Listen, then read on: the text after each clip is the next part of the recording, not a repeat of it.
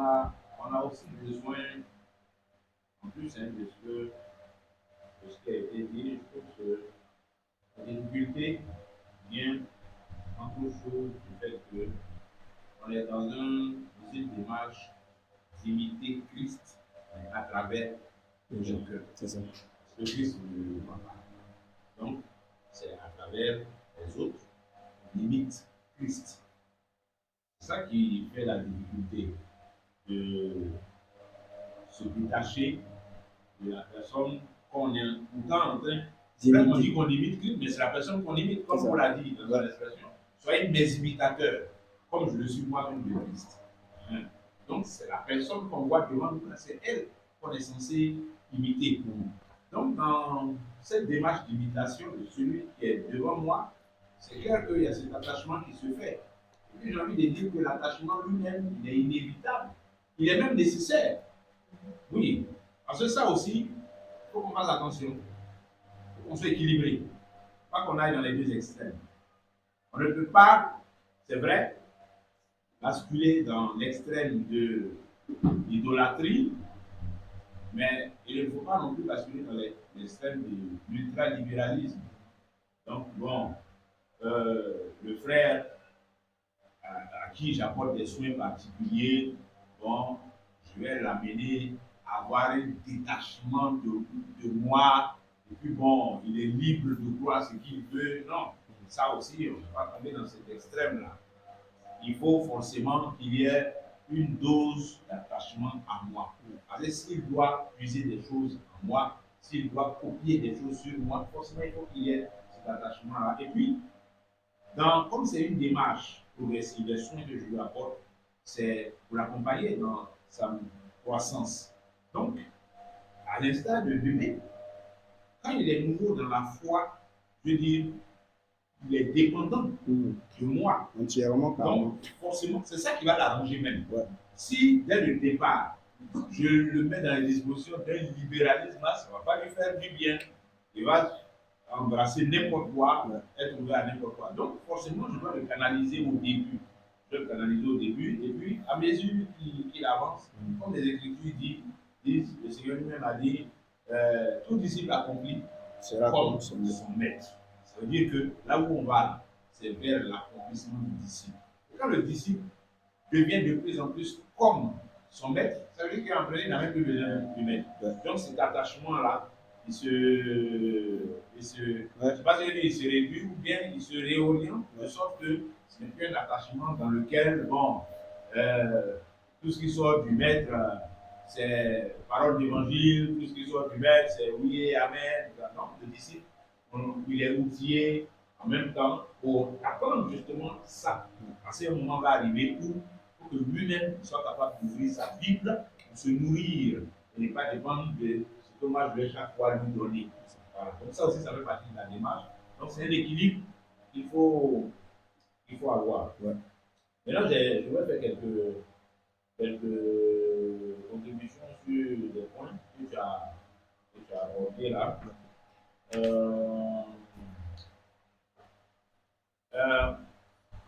Dans le dernier développement de ce matin, on a présenté le besoin généraux.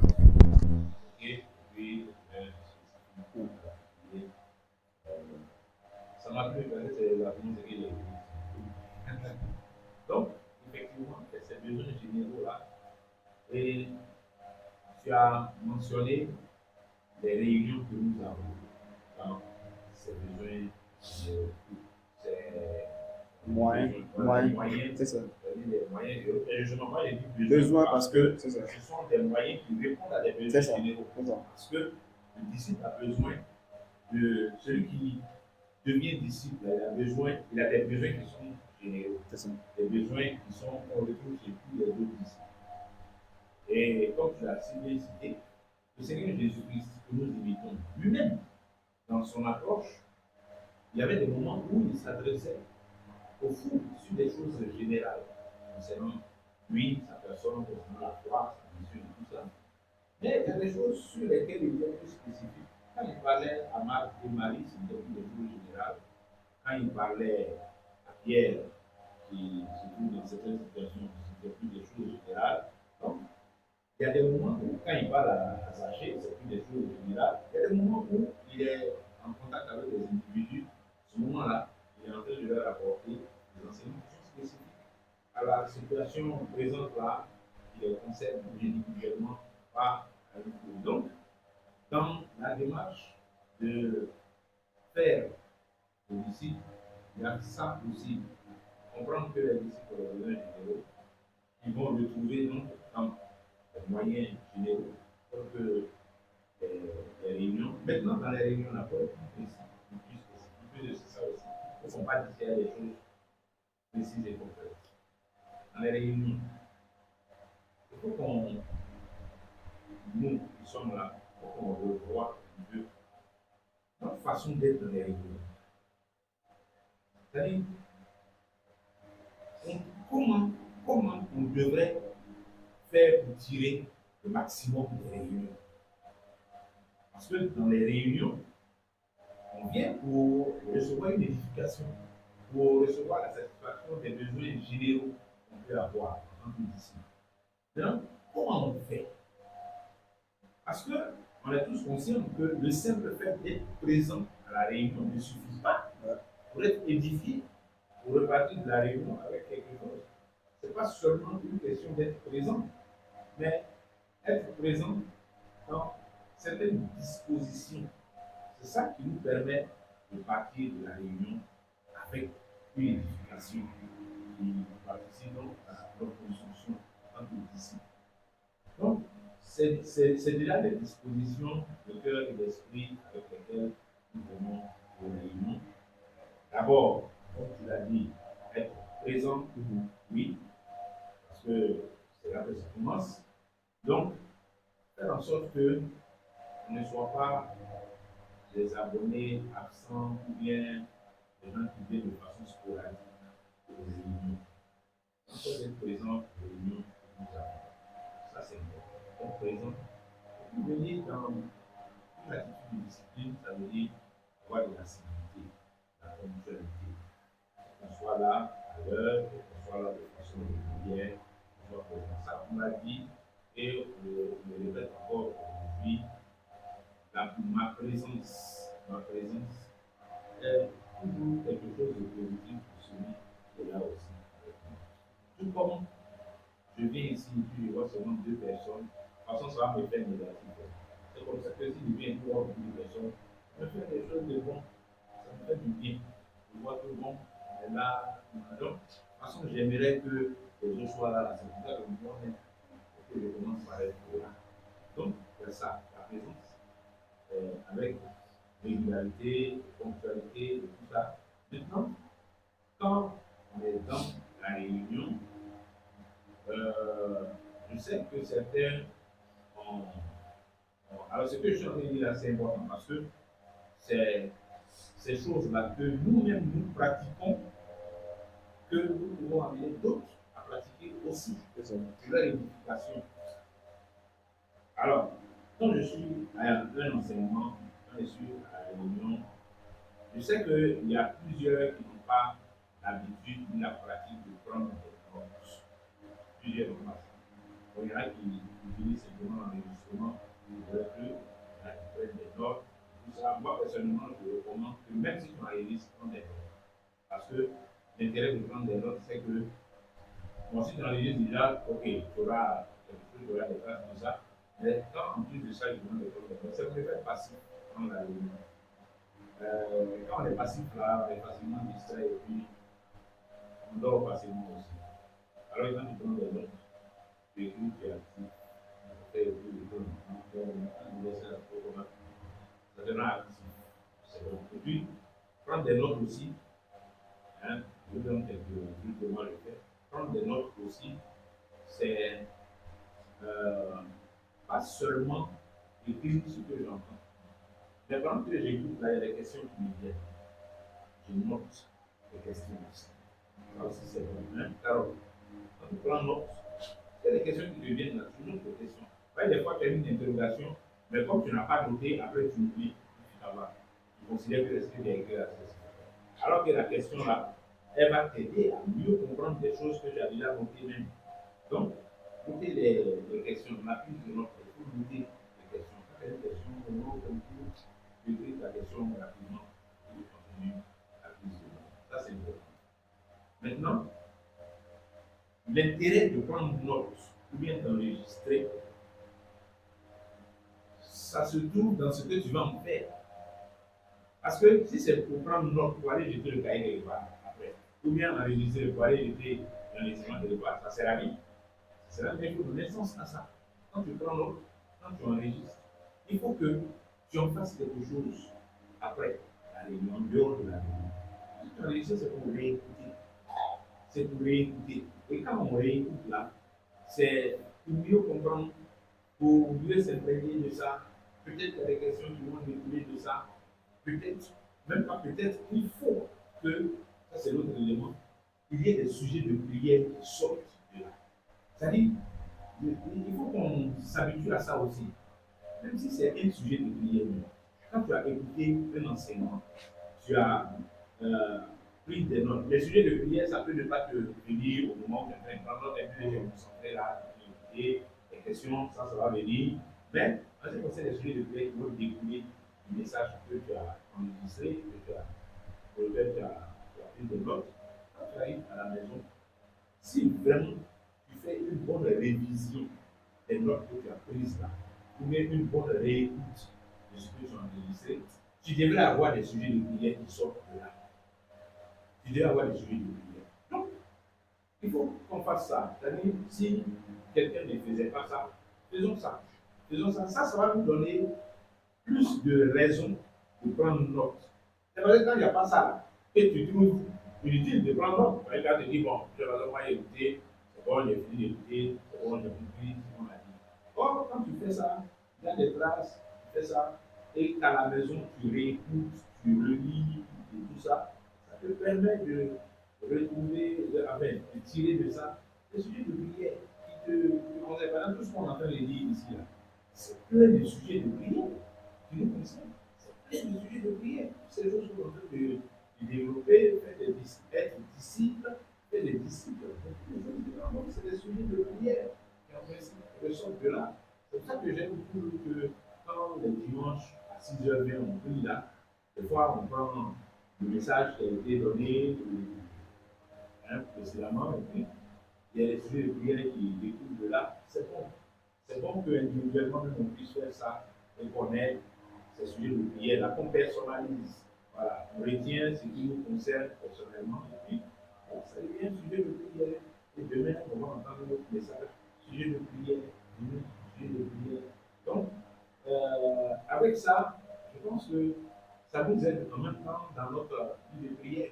Ça nous aide en même temps parce que ça nous donne des raisons de prier, ça nous donne des raisons de passer du temps dans la prière. C'est important. Et donc, ça, c'était sur le moyen général, réunion, avec les autres choses aussi, des exercices de la vie. Alors, je veux juste préciser avant que tu continues que ce que Eric dit là, ça, ce sont des conseils vraiment pratiques. Voilà, ce n'est pas des injonctions, ce n'est pas des commandements. Voilà. Donc, mais on parle là de conseils pratiques et ce sont des choses qui sont quand même tirées de la sagesse, de l'expérience, de la parole de Dieu, de la marche chrétienne et il est important de les considérer. Voilà. Mais je précise que ce sont des conseils là. Voilà.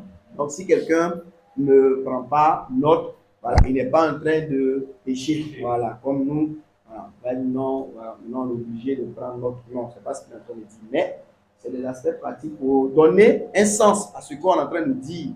Avec eux, comme ici, au moins, j'estime qu'aujourd'hui, on parle quand même de cet aspect d'être nous-mêmes disciples. Si le Seigneur fait grâce mardi prochain, on pourra toucher l'aspect de faire sur les disciples. Mais dans ces choses, on parle maintenant d'aspect vraiment des conseils pratiques. Donc, c'est ce que je voulais juste ajouter. Que tu continues. Amen. Et alors, sur ça, j'ai une question que je veux vous soumettre. Puisqu'il y a d'un côté les besoins généraux, qui sont satisfaits par les moyens généraux, et que de l'autre côté, on a des besoins spécifiques, particuliers, surtout au niveau des besoins spécifiques. Déjà, ça va nécessiter que les, les uns et les autres puissent discerner ses besoins. C'est-à-dire pour apporter des besoins spécifiques à quelqu'un, il faut savoir que lui là, c'est son besoin. C'est ça. Voilà. Alors, parce que en fait, c'est le fait que ce besoin a été reconnu chez quelqu'un que ça devient spécifique. C'est ça. Voilà. Donc, il n'y a pas des besoins spécifiques généraux. Non. Un besoin est spécifique parce qu'il correspond aux besoins de quelqu'un précisément. C'est ça.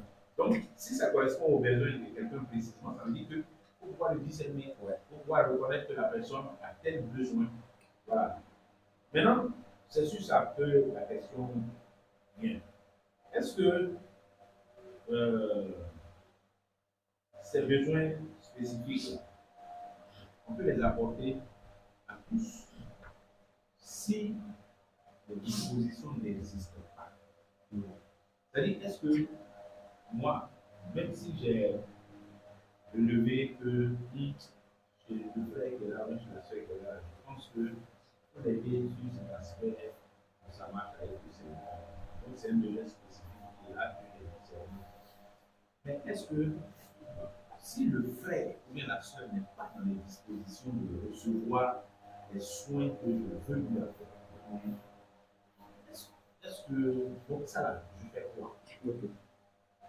Alors, à ce niveau, déjà, pour ce que tu es en train de dire, c'est que je disais tantôt, on a un travail à faire. Ça, on se dit que si je vois un frère, une soeur, et que je discerne vraiment qu'il y a tel besoin auquel je dois pouvoir apporter un soin, naturellement, les bonnes dispositions sont nécessaires pour cela.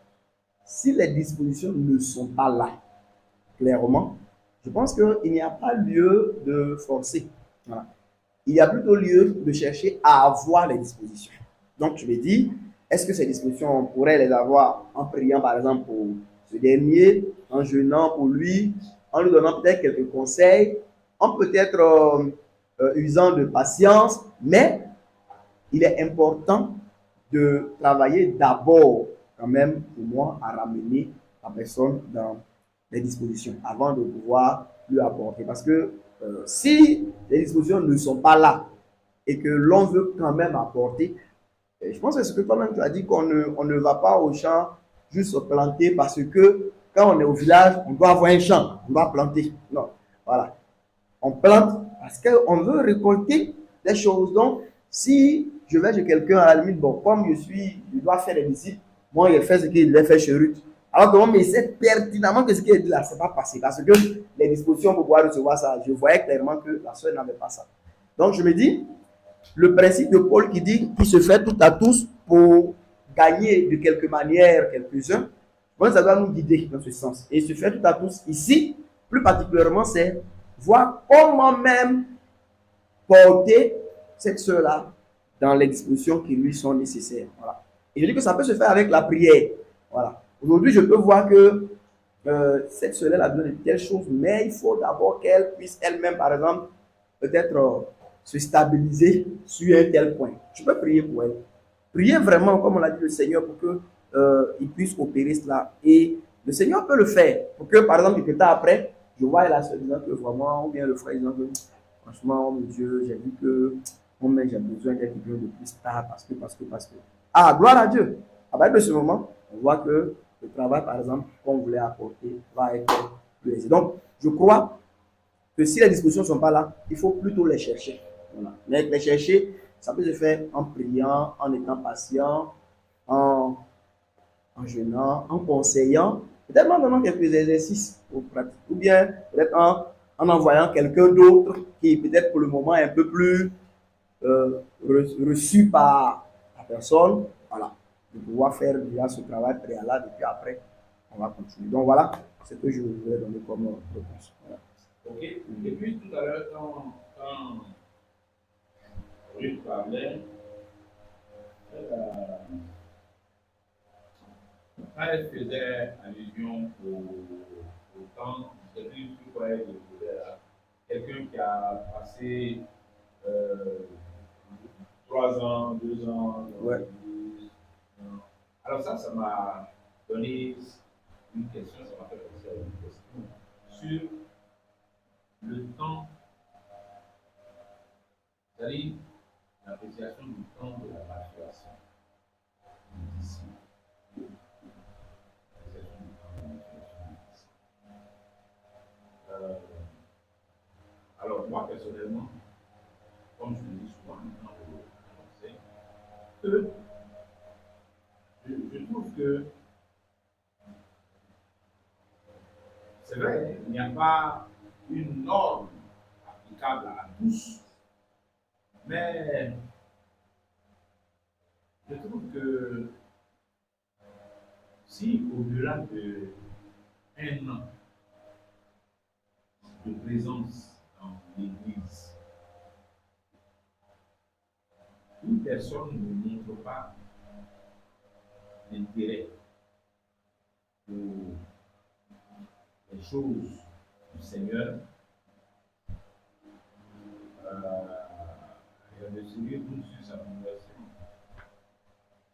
Bon, 3 mois, 4 mois, 6 mois, on peut dire, bon, voilà, c'est un peu. On s'en a un an.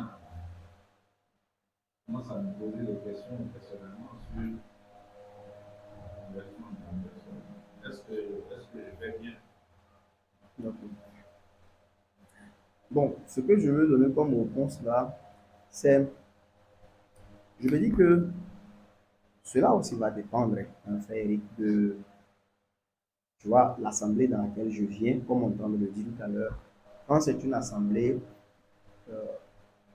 qui elle-même, je dis, a quand même accepté ce travail dans le Seigneur de pouvoir faire des disciples, normalement, après un an, on devrait vraiment arriver à un état de ce que j'appelle une stabilité, voilà, au moins une stabilité dans le Seigneur, dans la foi. Mais j'insiste encore sur le fait que il y a beaucoup de faux modèles, beaucoup de faux moules même, dans lesquels il y a des gens qui viennent et qui tombent. Par exemple, comme la sœur nous a signifié le cas de cette assemblée qu'elle a visitée, où beaucoup de personnes même fonctionnent un peu dans le sens où ils veulent que tu sois juste à des réunions d'église. Et je me dis, une assemblée même qui fonctionne comme cela, si je viens là-dedans, prenons vraiment quelqu'un qui est nouveau converti, pas comme il a dit, un nouveau ancien, voilà, quelqu'un qui même, mais nouveau converti, c'est quelque chose qui peut désorienter vraiment, voilà, cette personne même. Même si elle est venue dans la foi, ça peut vraiment la désorienter. Voilà. En fait, ça peut lui donner une orientation totalement mauvaise par rapport à ce qu'elle devrait être en train de devenir. Et pour ça, je pense qu'elle peut perdre vraiment du temps.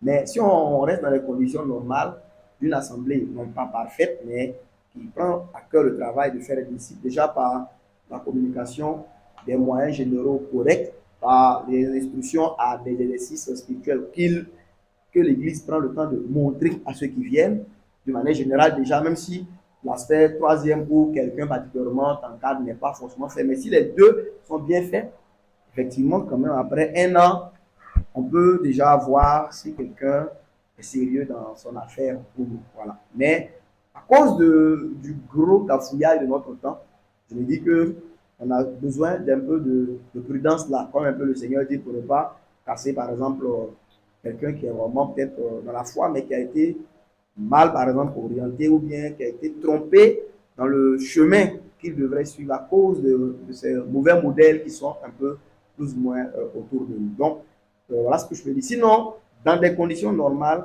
je veux dire, après un an, il faut qu'il y ait une certaine stabilité. Voilà, une certaine stabilité.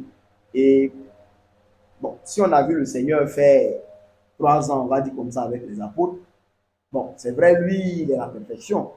On se dit quand même, après 3 ans, on devrait avoir des gens qui sont mûrs. Voilà. Même s'ils ne vont pas atteindre le stade des apôtres, mais ce n'est pas, par exemple, après 3 ans qu'on va trouver encore tous les comportements des nouveaux-nés là, encore chez nous. Ce n'est pas 3. Voilà. Et toutes ces choses qu'on voit, nous, on voit ça dans nos vies, dans nos assemblées. C'est la preuve qu'il faut qu'on puisse se ressaisir. Sinon, on n'est pas vraiment en train de bien faire la chose du Seigneur. Et Dans nos églises, c'est un peu comme chacun un peu laissé à son compte. Tout le monde se débrouille, tu te débrouilles pour nager. Bon, ceux qui ne peuvent pas, ils sont noyés, ceux qui peuvent, ils sortent la tête de l'eau, mais là où ils devaient passer peut-être 15 minutes, les enfants, voilà, peut-être voilà, des jours, voilà. Mais parce que soit les choses sont un peu confuses. Donc voilà un peu ce que je peux donner comme réponse par rapport à ta préoccupation. Ouais, voilà, d'où la nécessité encore que nous puissions réaliser l'effet de nos démissions individuelles ou collectives. C'est-à-dire l'effet de nos quoi? Démission. Démission, ok. Oui, de nos relâchements oui. individuels et collectifs sur le de Dieu. Ensemble. Ouais. Parce que, comme tu l'as dit là, ça nécessite aussi des conditions dans lesquelles les frères et les sœurs sont mis. C'est ça. Voilà. Si ces conditions-là n'existent pas, c'est clair que leur croissance aussi sera ralentie. Difficile. Compliqué. Ouais. Donc, ça peut nous interpeller encore. C'est-à-dire qu'on réalise ça, et qu'on comprenne que et ceux qui ont certaines charges à l'Assemblée et les frères et sœurs qui même n'ayant pas ces charges-là, tout le monde participe à l'instauration de ces conditions qui sont importantes pour l'œuvre même dans son ensemble. Chacun doit faire ce qu'il a à faire, chacun doit être ce qu'il est appelé à être en tant que chrétien, en tant que disciple, et que l'Esprit puisse se servir de chacun de nous pour accomplir ce qu'il a à accomplir comme il le veut, comme il le désire. Parce que ça nous voit dans le contraire de la vie de l'Église, et comme on est en train d'en parler. Vous voyez,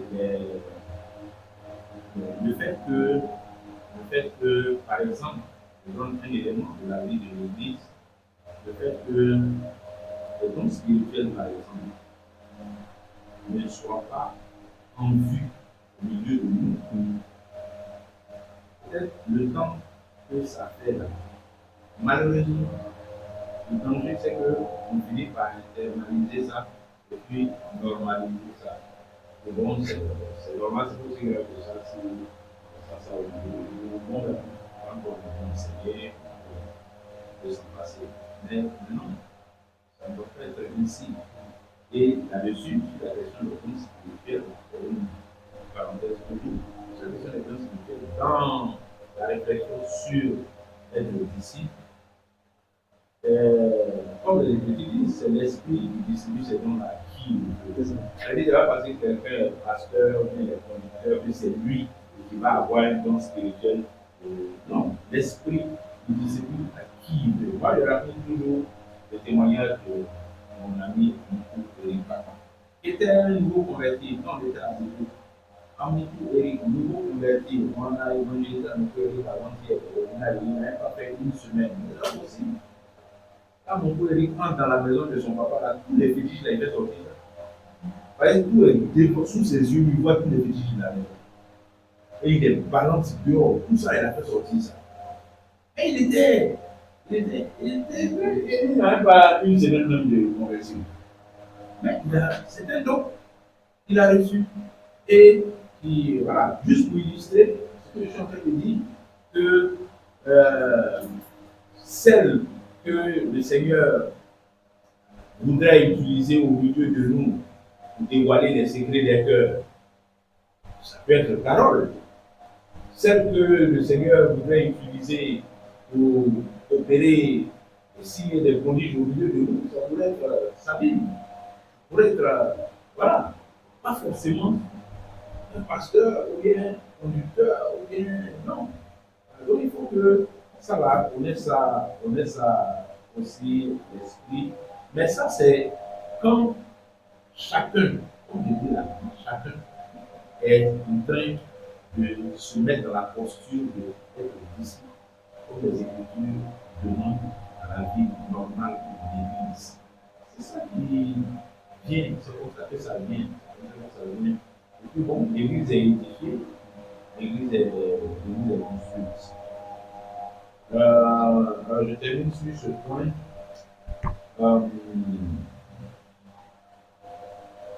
Euh, être disciple disait tout à l'heure que c'est assorti d'un devoir d'exemplarité. Être disciple, il y a ça dedans. C'est-à-dire, on doit être disciple, on doit s'appliquer à être disciple. Parce que dedans, il y a être exemplaire en tant que disciple. C'est sûr. Alors, si je prends encore ceux qui dans l'assemblée ont certaines charges, conducteurs, pasteurs, vis-à-vis des autres frères et sœurs, il y a un devoir d'exemplarité dans être ici. Dis-moi, Saïdi, en tant que ministère ici, il y a un devoir d'exemplarité vis-à-vis des deux frères et des sœurs plus jeunes que moi dans la foi. Donc, dans mon être disciple, il y a ça. Un devoir d'exemplarité qui participe à la construction de l'Église. De sorte que sans même que j'ai forcément besoin d'aller vers des frères ou bien de leur parler, mais mon exemplarité en tant que disciple, de ma vie de disciple ou de chrétien, ça travaille, ça apporte quelque chose dans la vie aussi de l'autre disciple, comme moi, qui regarde, qui trouve des bonnes choses pour moi et tout ça. Et puis c'est ça aussi, on a eu une discussion tout à l'heure, quand on parlait de celui qui doit venir vers moi et qui doit venir vers l'autre, etc. C'est ça aussi, c'est le caractère exemplaire là de l'aîné qui va faire que le cadet va venir vers lui, que le cadet va être attiré vers parce que, in fine, on n'a pas compris, mais celui qui crée tous ces mouvements, c'est l'esprit. C'est pas par sa propre intelligence que la sœur se lève et qu'elle va vers une sœur et une aînée. C'est l'esprit qui conduit des choses comme ça. Donc l'esprit ne peut pas conduire quelqu'un vers un autre qui va l'empoisonner. L'esprit va conduire une personne vers un autre en qui il a mis des choses dont celui-là ou celle-là a besoin. Donc c'est important aussi. Être disciple là, c'est assorti d'un devoir d'exemplarité. Bon, et puis ça dans la perspective de conducteur face aux autres frères, mais même les uns avec les autres, ça existe aussi. Hein. Ça existe dans cette dimension-là aussi. Je dis, deux sœurs qui ne sont pas conducteurs, deux frères qui ne sont pas conducteurs, ça existe. Même entre les conducteurs, ça existe également. Donc, il y a toujours cette dimension d'exemplarité. Être disciples les uns en face des autres, les uns aux yeux des autres, les uns avec les autres. Il y a toujours ça là-dedans, ce croisement. Voilà, c'est ça que je veux. Merci, frère. Alors, donc, je nous rappelle, hein, il est 2 heures déjà, je vois que les gens sont un peu fatigués. Je nous rappelle, oui. Dans le développement, vous avez parlé de disciple 2. Un disciple 2. Et puis, il y a eu un applaudissement. Vous avez parlé de c'est les disciples, vous connaissez les disciples. Je veux savoir, ce qui est mal dans la chose, c'est le fait de s'auto-proclamer disciple de telle personne, ou c'est le fait qu'on applaudisse. Non, c'est pas. Je disais que j'ai pris l'expression d'applaudissement pour juste révéler déjà des gemmes de mauvaises choses qui apparaissent. Voilà. Déjà, pourquoi si je me présente, je dis moi je suis disciple du frère Eric, et puis toi tu es disciple du frère Michel, je dis pourquoi par exemple il y aurait cette différence d'applaudissement? Est-ce que c'est le fait qu'on est disciple de quelqu'un qu'on applaudit, ou bien pourquoi par exemple on applaudit plus fort quand c'est disciple de par exemple Hassan Degoudi? Ça montre que je vais dire déjà il y a certaines choses qui commencent à s'établir qui ne sont pas bonnes. Voilà. Et ce que j'étais en train d'expliquer surtout, c'était que qu'on ne se fasse même pas appeler comme ça. Voilà, ça veut dire, non, moi je suis ici de ceci, mais c'est pas parce qu'un jour, quelqu'un parlant a dit que, ah, moi c'est tel frère qui m'encadre comme disciple, ce n'est pas mauvais, mais j'ai dit qu'il ne faudrait pas qu'on puisse faire de ça des appellations. Comme, parce que là-bas, je dis que là-bas, c'est quelque chose d'institutionnalisé, bon, c'est officiel, c'est établi, il me présente comme ça. On dit, mon frère dit c'est Samuel. Et en faisant cela, le cœur aime beaucoup s'attacher aux honneurs. C'est les choses sur lesquelles il faut veiller. Comme cela, même si tu es un frère et que tu es un prophète, oui, mais continue d'être appelé frère. Voilà. Mais de temps en temps, si tu es appelé prophète, il n'a pas mal agi. Mais si on commence à t'appeler prophète Samuel, prophète Samuel, prophète Samuel, lui qui t'appelle Samuel, tu vois que tu as un pincement, tu veux lui dire que non, tu t'appelles prophète Samuel. Et puis ça envoie des problèmes. Donc, j'ai dit que ce que j'étais en train de surtout montrer, ce n'est pas nécessairement des applaudissements. J'ai juste soulevé ça pour montrer que déjà dans ses manières de faire, on peut voir des jeunes qui ne sont pas bons. Mais je voulais surtout vous dire que ce n'est pas mauvais dans le principe que je sois disciple de quelqu'un. Parce que dans le fond, c'est ce que je suis, vu que j'apprends auprès de quelqu'un. Même si c'est Jésus que j'apprends, mais j'apprends auprès de quelqu'un. Donc la personne a une position de maître vis-à-vis de moi. Mais c'est dans ça que le Seigneur a dit de ne pas appeler la personne maître. Et qu'elle aussi, enfin, elle n'exige pas que, par exemple, je l'appelle comme cela. Mais n'empêche qu'elle rend vis-à-vis de moi ce service, elle fait le travail quand même de maître. Voilà. Donc, c'est ainsi ce que je suis en train de dire. Voilà. Maintenant, là-bas, j'ai pris cet exemple pour dire que ce n'est pas des choses bien. C'est quoi qui a envoyé mauvaise pensée de Saül par rapport à David? Qu'est-ce qui a envoyé ça? Voilà. C'était une affaire de. Il a tué Goliath, les femmes là. Les femmes qui chantaient, elles n'ont pas voulu faire de problème. Ils ont dit, Saül a tué 10 000, David a tué. Saül dit, mais donnez-lui en même temps le trône.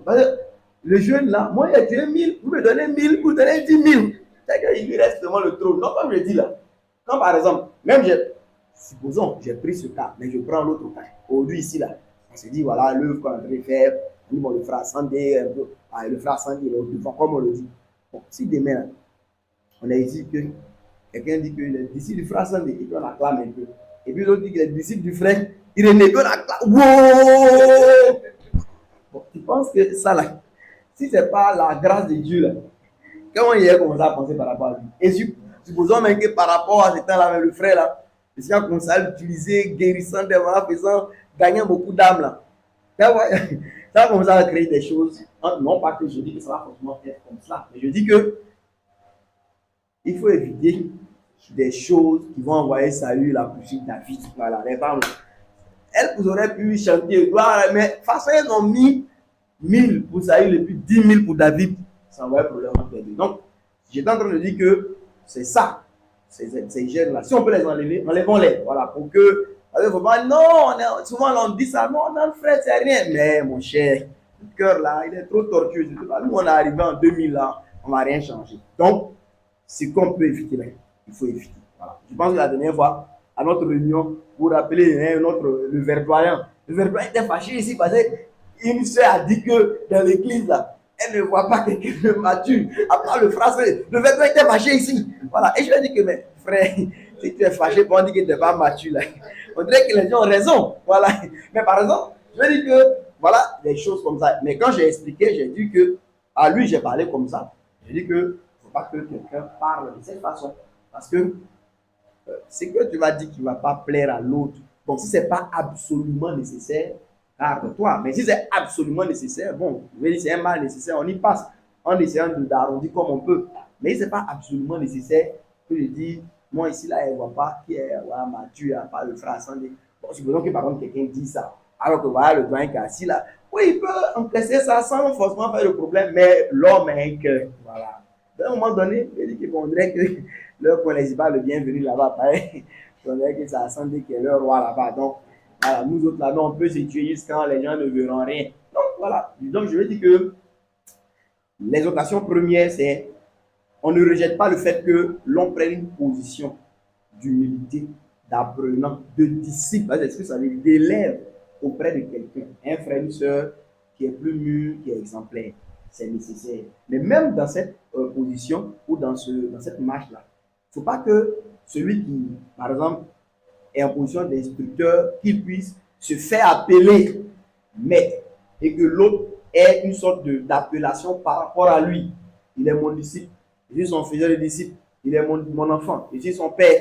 Je veux dire que quand ces choses deviennent mécaniques, là, c'est bon, vous faites ça, vous deux, mais on est aujourd'hui, dès qu'on est 20, on va faire ça. Demain, quand on est 40, 50, après, quand on devient 1000, là, c'est une chose, là, tu ne peux pas arrêter. Même ici, on peut faire une réunion ici, on va dire qu'on va arrêter. Mais les frères burkinabés, les frères qui sont, eux, ils continuent d'avancer. Là-bas même, là, voilà, ils vont commencer à parler de Pape, mon Seigneur, et ils vont être dépassés. Donc, c'est comme ça qu'il faut éviter ça. Voilà, maintenant, j'ai dit que le question d'applaudissement, j'ai juste mis ça là pour montrer que c'est des choses déjà qui peuvent provoquer de la jalousie, ça peut provoquer des colères, ça peut blesser l'autre, même si ce n'est pas notre intention. Comme je souligne le cas de Saül, voilà, les femmes là, étaient contentes avec Goliath, avec insulté Israël pendant, je crois, 40 jours. Hein. Voilà, et quand David les a délivrés, ils étaient contents. Mais dans leur joie là, elles n'ont pas fait attention. Elles chantaient que Saül a tué David a tué 10 000. C'est devenu un problème. Saül s'est fâché. Voilà. Donc, voilà un peu ce que je voulais simplement dire. Oui, chère soeur. Je vais poser une question à son. D'accord. J'ai commencé par. Ah bon, d'accord. Par rapport à l'UEBC, est-ce que on va parler de nécessairement une personne qui va avec une autre personne?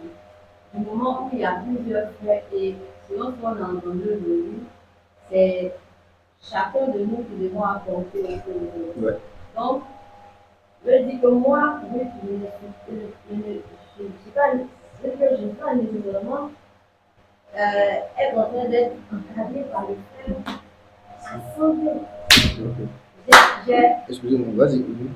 Voilà, je dis que normalement, du moment où je suis, par exemple, et que je fais partie du corps du Christ, je fais partie de la santé, chacun des frères doit m'apporter. C'est vrai que le frère, il est peut-être celui qu'on suit en tant que dans le ministère qu'il a dans la parole, mais chacun doit aussi m'apporter que c'est comme ça normalement.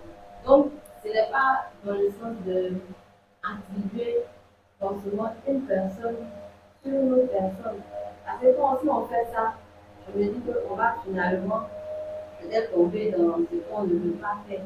Mais nous sommes tous, je me dis, le frère Alexandre doit m'apporter, le pasteur Saïd doit m'apporter, le frère Michel doit aussi m'apporter.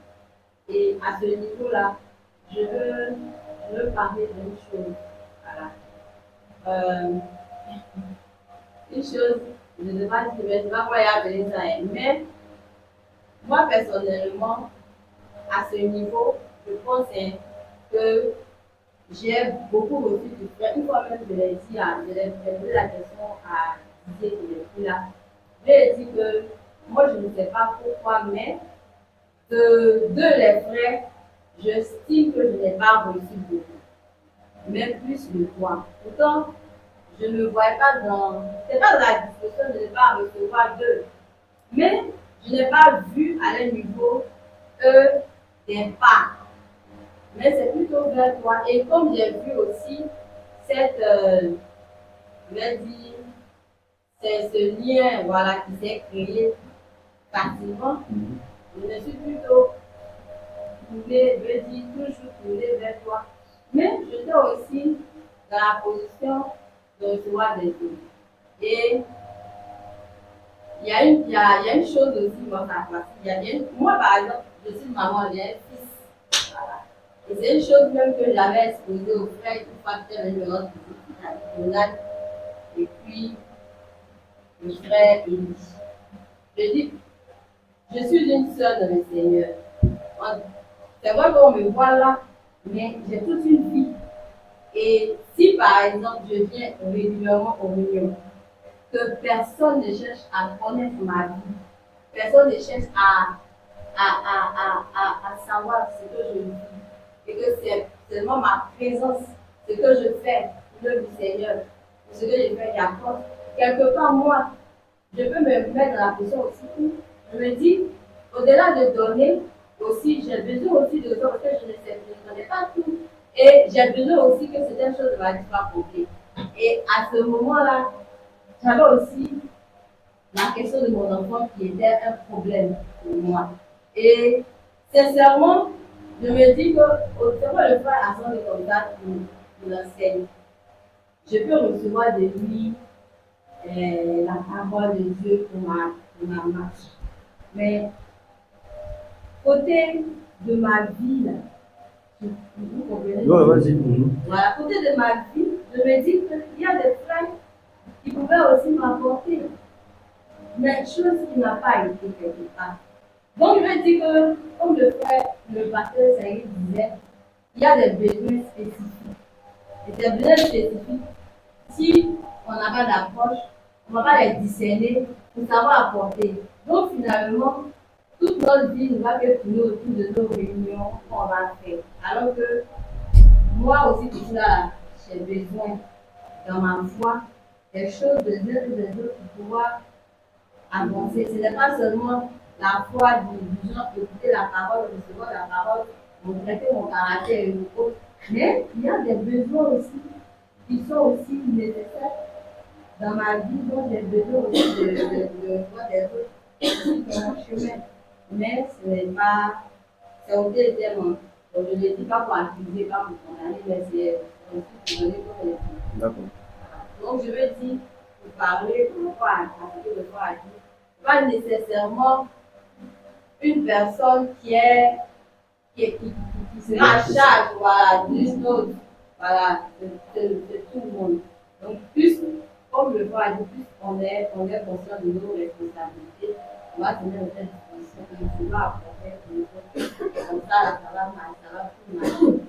Donc par rapport au fait, à son bout, la question, tout à l'heure tu parlais, mais je n'ai pas, je pense que je ne pas terminer. Tu as dit que tout le monde se naît à raison de faire ascender, alors que ascender ne va pas donner tout. Voilà. Donc moi, je veux que tu dises concrètement, ascender ne pas donner tout. C'est dans quel sens?